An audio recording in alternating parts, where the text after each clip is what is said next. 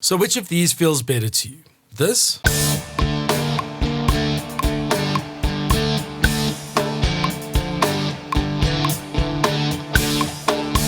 Or this?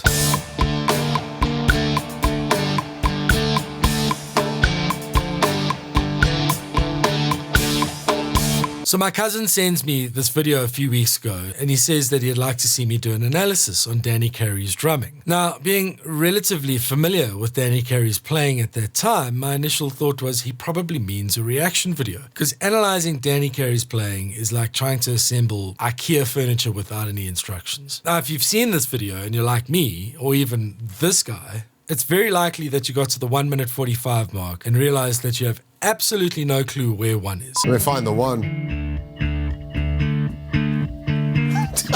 I already can't find the one. Even after my 5th time of restarting the song, I still couldn't quite put my finger on what the time signature is. So I thought maybe some of the pro drummers I follow on YouTube will have some pearls of wisdom. Oh, look at that. Nice. And the YouTube algorithm was like, oh, you want to see reaction videos for Pneuma? My God, there are a lot of reaction videos on this video. From pro drummers to classical composers to tribes people. But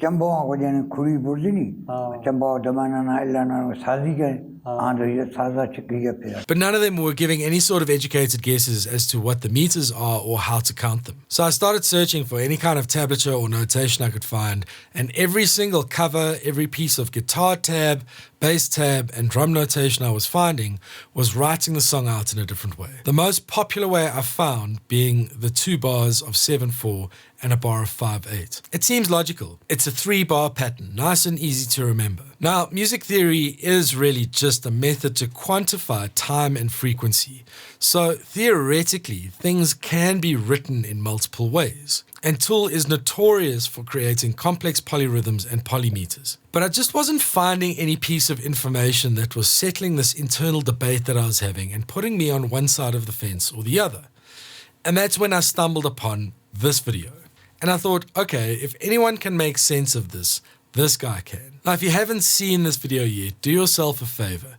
It'll not only make you feel a lot better about yourself as a musician to know that these virtuoso guys are also only human, but it will undoubtedly give you mad respect for Mike Portnoy to sit in that chair for nearly 6 hours trying to make sense of this chaos. But what I picked up watching him sweat bullets for those 30 minutes was that between Portnoy and Brandon Toes, they had an unspoken agreement that the drums were playing a pattern of 6/8 and 5/8 groupings in the verses, which contradicts the previously mentioned and more popular 2 bars of 7/4 and a bar of 5/8. Unfortunately, I still wasn't entirely satisfied by the end of the video, so I decided to take the plunge and I bought a Drumeo subscription just so that I could take a look at their chart and see how they notated it, thinking that if anybody's transcribed this thing properly, it'll be the guys from Drumeo. And yes, they were clearly in the 6/8-5/8 camp, and for the most part, their transcription was pretty spot on.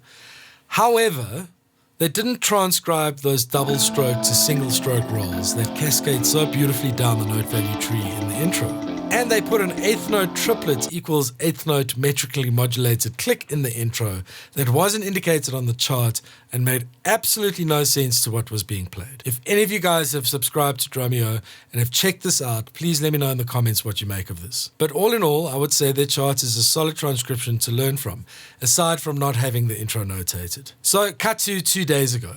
This guy's video pops up in my feed. In my opinion, this is the best transcription for drums for this song that I have found at the bottom of this rabbit hole, hands down.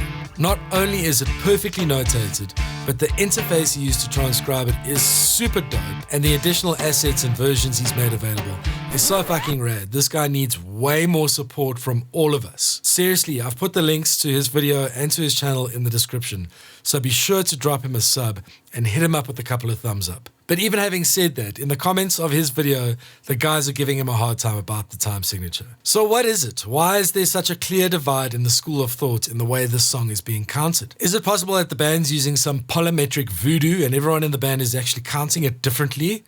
Well, sure it is. I think it's more likely that they're not even counting it at all. And the thing is, we'll never actually know unless one of the guys from Tool come out and tell us how they've done it. But for me, the reason why the 6/8 version makes more sense than the 7/4 version is the consistency in the counting. You see, feeling those eighth notes pulsing by is going to give you a much better pocket than jumping between counting quarter notes and 5 tiny little eighth notes every third bar. Inevitably, that bar of 5/8 will make your timing feel like you're sitting on a canoe in the ocean. Now, having said all that, I started this video by asking you which of the two versions felt better to you.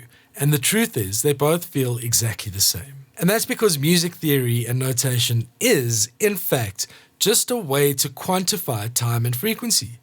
As a musician, it's your job to internalize it to the point where the listener can't tell whether you're playing in 7/4 or 6/8.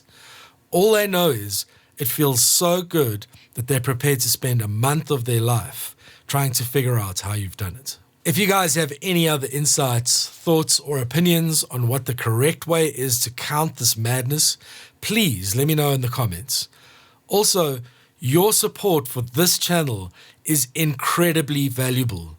Please consider subscribing to stay updated and help us grow. Thank you so much for watching.